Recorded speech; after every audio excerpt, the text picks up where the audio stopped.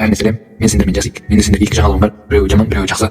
Жаманнан бастайын. Жаманы соңғы қалған видеоң онша просмотр жинамапты. Сол кейде сен қолдан келгенше бәрін істейсің, бірақ нәтиже көрінбейді. Сол сөздің ішіне керек сәл көңіл күй түсті. Ал жақсысы мен тоқтамаймын. Мен жалғастыра беремін. Ал бүгін ешқандай ақыл айту жоқ, жай ғана сен және мен шынайы әңгіме айтамыз. Мені жоғалтып алғың келмесе, арнаға тіркел. Ал есіңдеріңді алып алған болсаңдар, біз видеоға кеттік, короче. Это переход, короче. Бір кезде мен өзімді өте жалғыз сезіндім. Айналамда адамдар бар секілді, бірақ та сөйлесетін адам жоқ.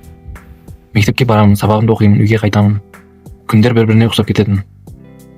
Ішімде бір ауырлық болатын, бірақ оны ешкімге айта алмадым. Кейде адамдар күлкілі болып көрінеді, бірақ ол күлкінің артында шаршау тұрады. Менде де солай еді. Күлемін, бірақ ішім тыныш емес. Сол кезде мен түсіндім.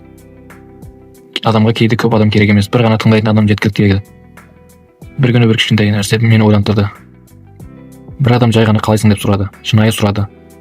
Жауабымды күтті. Сол сұрақ маған жеңілдік берді. Сол сәтте менің ішімдегіні біреу білетіндей болды. Сол кезден бастап мен бір нәрсені түсіндім. Егер сен біреуін тыңдай алсаң, сен оның өмірін сәл болса да жеңілдете аласың. Мен неге видео түсіремін деп ойлайсың? Атақ үшін емес, ақша үшін де емес. Мен видео түсіремін. Себебі мен бір күні біреудің видеосын көргенмін. Өзімнің жалғыз емес екенімді сезіндім. Экранның ар жағында біреу отыр.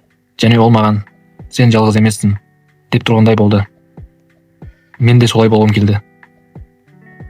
Біреу түнде ұйықтай алмай отырғанда, біреу шаршағанда, біреу өзін түсінбегенде, менің даусым фон болып тұрғанда да оған жеткілікті. Өмірде бәрі бірдей болмайды.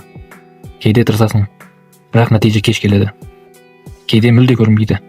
Бірақ бұл сенің дұрыс емес жолда екеніңді білдірмейді. Бұл сенің жолда келе жатқаныңды білдіреді. Егер сен қазір бір нәрсені бастай алмай жүрген болсаң, нәтиже көрмей жүрсең, тоқтама. Өзіңе сен. Баяу болса да алға жүр. Мен саған ақыл айтқан жоқпын. Жай ғана шын әңгімемді айттым. Егер сен осы сөздерден кейін өзіңді тапсаң, бұл әңгіме бекер емес. Егер сенің де ішіңде айтылмай жүрген ойың болса, комментарийге жаз. Мен оқимын. Сен мен үшін жай ғана көрермен емессің.